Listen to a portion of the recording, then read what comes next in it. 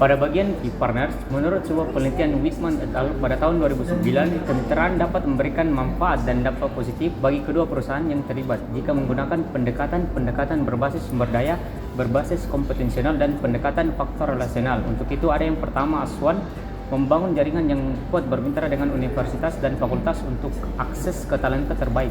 Yang kedua, terhubung dengan komunitas mahasiswa dan kelompok belajar. Yang ketiga, bekerja sama dengan mentor berpengalaman. Dan yang terakhir, bergabung dengan organisasi profesional dan komunitas bisnis untuk memperluas jaringan dan mendapatkan peluang baru. Di bagian key resource, Aswan memiliki kemampuan analisis yang mendalam dan detail. Dan juga, dia bisa mengidentifikasi pola dan tren tersembunyi dalam industri bahan pangan. Keahliannya dalam komunikasi dan persuasi membuatnya menjadi aset berharga dalam meyakinkan investor dan pelanggan.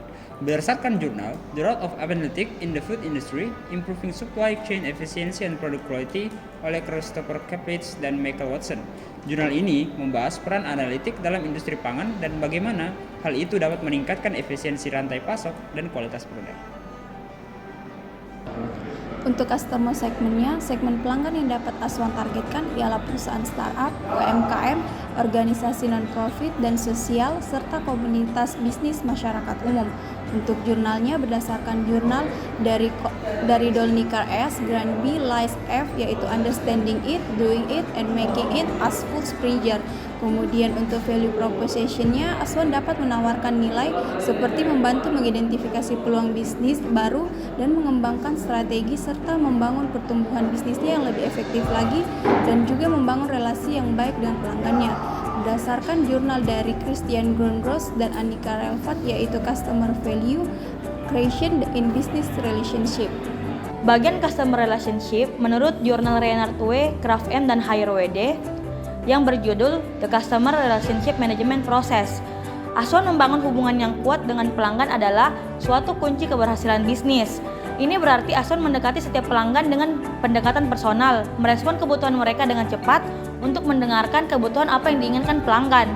Dengan Aswan memahami pelanggan, ia dapat memberikan layanan yang luar biasa dan berkomunikasi secara terbuka untuk membangun loyalitas dan kepercayaan pelanggan yang jangka panjang.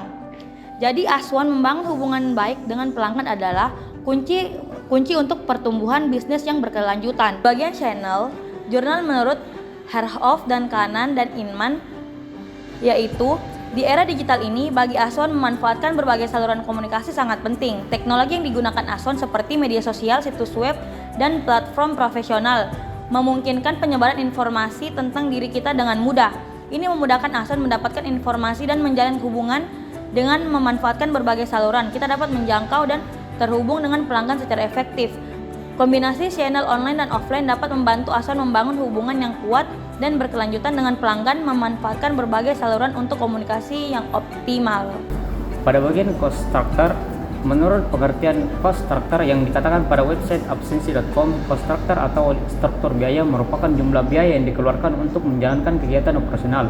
Untuk itu, struktur biaya yang terdapat pada BMI ada dua, yaitu yang pertama, biaya pengadaan literatur dan referensi yang dimana untuk kebutuhan membeli buku, berlangganan ke situs website, dan lain-lain. Yang kedua, yaitu biaya pengembangan dan pelatihan yang dimana untuk pengembangan diri seperti kursus, pelatihan, dan lain-lain. Dan yang terakhir ada revenue stream. Manfaat pribadi apa yang saya dapatkan? Pertama, pengembangan keterampilan secara literasi dan pengembangan diri untuk membantu mencapai kesuksesan dalam bisnis yang saya kembangkan. Dan secara benefit, itu saya mendapatkan pendapatan yang diperoleh dari royalti, lisensi, ataupun karya intelektual seperti buku, musik, ataupun hak paten. Ada juga biaya project, di mana penyusunan strategi bisnis dan menganalisa peluang-peluang pasar yang sedang tren. Masa depan bukanlah teka-teki yang harus kita pecahkan, melainkan kanvas kosong yang menanti goresan tangan kita. Setiap mimpi dan tindakan adalah warna yang memberi hidup pada gambaran besar yang kita sebut masa depan. Di tengah ketidakpastian, satu hal yang pasti, kitalah yang memegang kuasa. Maka dari itu, teruslah melangkah dengan keberanian dan penuh harapan, karena masa depan ada di tangan kita.